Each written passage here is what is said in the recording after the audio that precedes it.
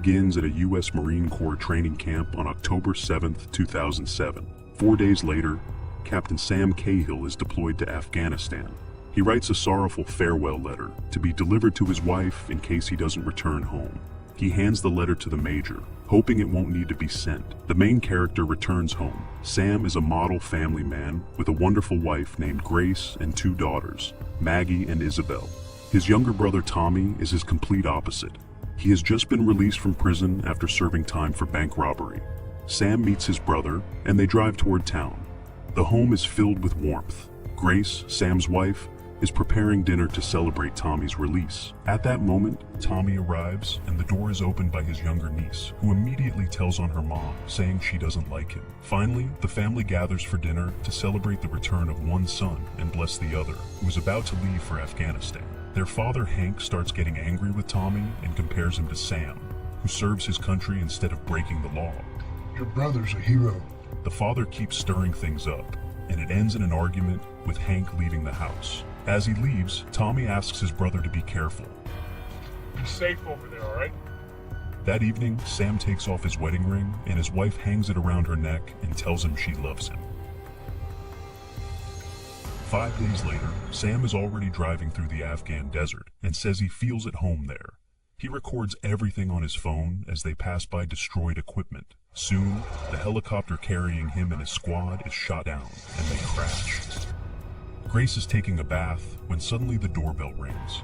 Her older daughter opens the door and sees 2 soldiers who have come to deliver the horrible news about her husband's death. What's wrong? Grace can't accept it.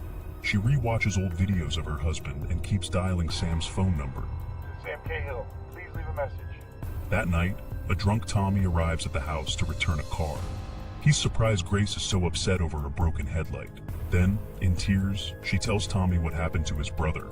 He is the last one to learn of the tragedy, as no one could reach him all day. He starts yelling at her, saying they never should have let Sam go to Afghanistan. Tommy returns to his parents' house and sits on the porch, where his stepmother meets him and invites him inside. But he says he wants to be alone.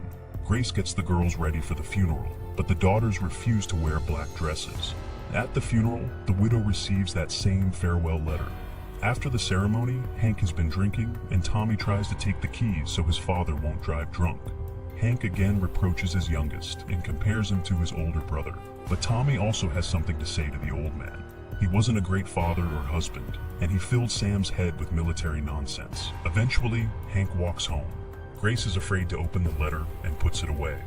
We are taken back to Afghanistan.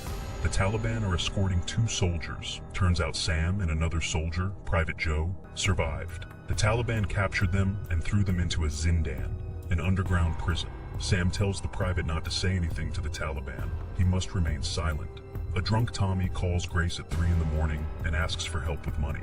He's $47 short to settle his tab with a bartender, who now threatens to report him for breaking parole rules. The woman had to bail out her wayward relative in the middle of the night and bring him home. He wakes up to the clatter of kitchen utensils. The girls decided to make pancakes to cheer up their mom, who is very sad about their father's death. Tommy asks them to stop and be quiet. Stop it. No. But Maggie refuses, and Tommy has to get off the couch. Hank shows up. He didn't expect to see his son here. The man apologizes for his behavior the night before, and Tommy admits that Sam was always smarter than him. That's not true, Hank replies. You just always gave up on everything you started, unlike your brother.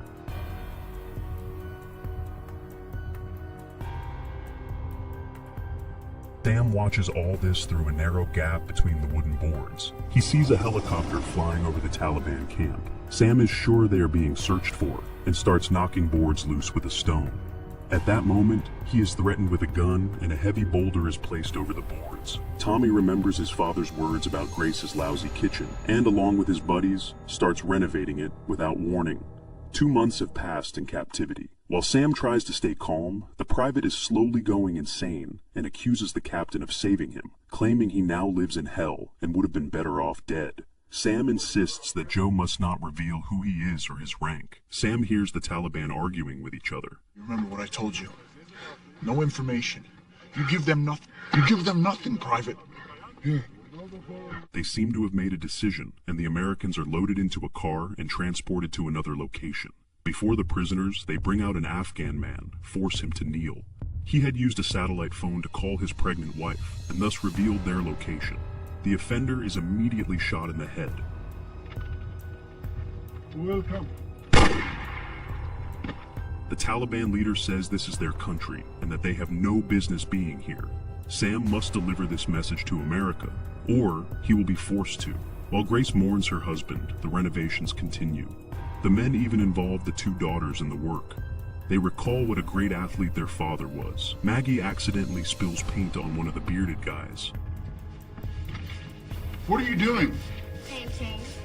He now needs a change of pants and a shirt. Grace goes to find something in her husband's closet, but snaps and grabs everything she can carry in her arms. Owen doesn't understand why he's been given so many clothes, or whether he should return them later. Grace is sad again. Sam is tied to a post under the open sky. He is doused with water and asked if he wants to help his friend. Right in front of him, Joe is tortured with a hot iron. He can't take the pain and, on camera, says Americans have no business here and sends love to his wife and child. He also reveals that Sam has two daughters. Grace comes home and gets a surprise. The remodeled kitchen is finished just in time for her birthday. Everyone close to her congratulates her, but one very special person is missing. Winter has come. During a walk, older sister Isabel complains to Tommy that everyone loves Maggie because she's cute. He tells her a story about how Sam once saved him from drowning in this very river. They arrive at the ice rink, and Grace is surprised how good Tommy is with children. One day, Tommy visits the bank employee he had threatened during the robbery and asks for forgiveness. They talk for an hour.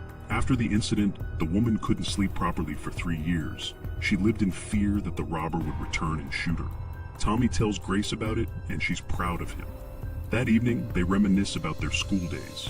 Grace admits she didn't like him back then because he was always drunk and getting into fights. They dig up the past, look into each other's eyes, and suddenly share a passionate kiss. Grace decides she needs some air, and Tommy, crying, eventually leaves. All this time, Sam's letter remains unopened. Grace still doesn't read it and puts it back in the drawer. Sam and Private Joe continue to be tortured. One day, Sam is handed an iron pipe and ordered to kill his comrade. Since Joe has already revealed everything, he's become a burden to the Taliban. Sam initially throws the pipe away, but they point a gun at him and say, "It's either you or him." They mention Sam's family and say if he doesn't kill Joe, they will. To the shouts of the Afghans, Sam beats the tortured Joe to death with the pipe. The execution is filmed.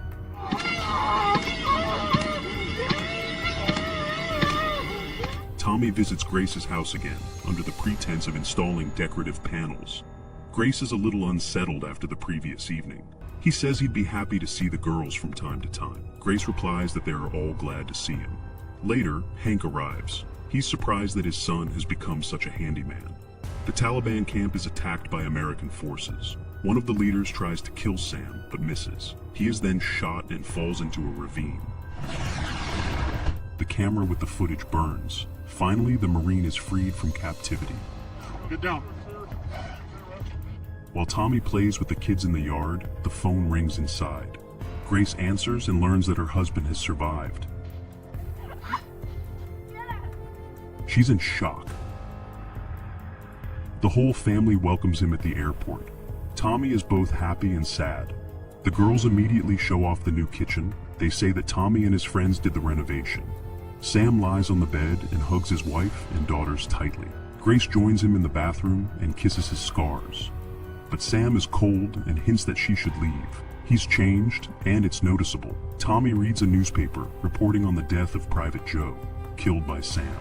Hank notices Sam behaving oddly and recalls how he himself withdrew from his sons after returning from the Vietnam War.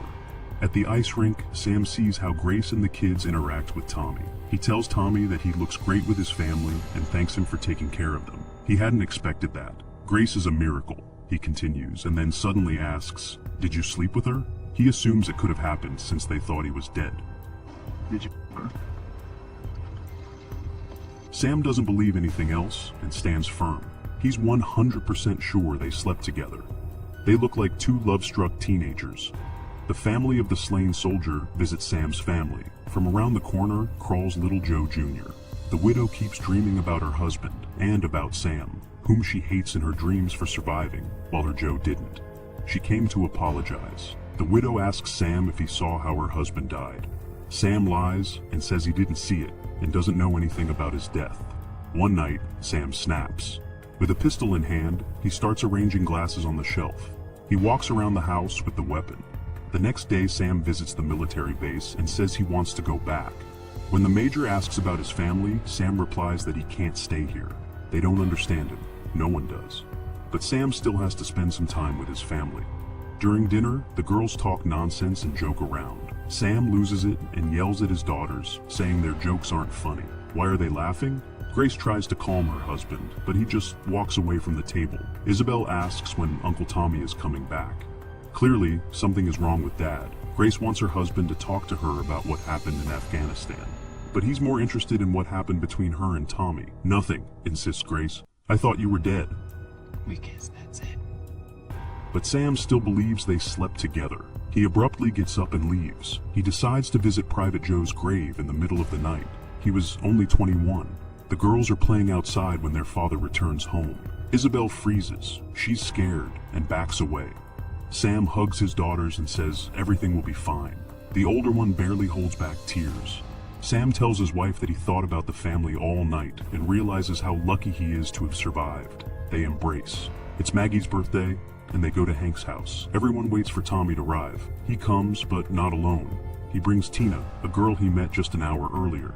He wants to lighten the mood. Tina tries to be clever and talks nonsense about the military. Tommy elbows her, but she keeps going. Sam tenses up. The girls get rowdy. Sam keeps scolding Isabel. The girl says everyone loves her sister more, and she always gets the best. Isabel keeps squeaking a balloon to interrupt the adults and get attention again. Isabel. Finally, Sam snaps and pops the balloon. The daughter blurts out, "Why didn't you stay dead? You're mad because Mom wants to sleep with Uncle Tommy and not with you. They're always making love." A heavy silence falls. Sam is shocked. They ride home in silence. Before bed, Isabel apologizes to her mom. She knows it's not true. She just doesn't like her dad and wants Uncle Tommy instead. "Me too," says Maggie. Sam sits in the living room and asks his wife if the kids said their prayers before bed. Then he gets up and starts destroying the new kitchen with a crowbar. He shouts that he survived for his family, but they betrayed him. Sam doesn't understand how she could sleep with his own brother. I love you, Grace! Please, girls, please. You know how much I love you! And she knows what he did to get back to his whore wife, what he did with his own hands. Sam, in a fit, hits himself in the head and continues smashing the kitchen. At that moment, Tommy walks in and hugs his brother, but Sam pulls out a gun and points it at his head. Police sirens wail outside. Sam steps out with the pistol in hand. He's ordered to drop the weapon, but he yells, asking why they're even here. The cops say they know he's a war hero. "What kind of hero am I?" Sam shouts. "You don't know what I did." He puts the gun to his temple. Tommy and Grace try to reach him and prevent a tragedy. What's going on? Drowning, Tommy. Sam throws the gun away and is arrested. His loving wife sleeps with the children to help them feel safe. Finally, Grace opens the envelope and reads her husband's letter about how deeply Sam loves her and their girls. If you're reading this, it means I didn't make it back. She cries. The words pierce her heart. At that moment, Sam calls Tommy from the psychiatric clinic for war veterans to make peace with him. Tommy stays with his nieces, and Grace comes to visit her husband. She says she's been in love with him since she was 16, and that if he doesn't tell her what happened to him, he'll never see her again. Why is he tormenting himself? Sam decides it's time to tell her everything. A tear runs down his cheek, and he says, Kill Joe Willis. Grace hugs him. After his confession, Sam wonders if he'll ever be able to live a normal life again.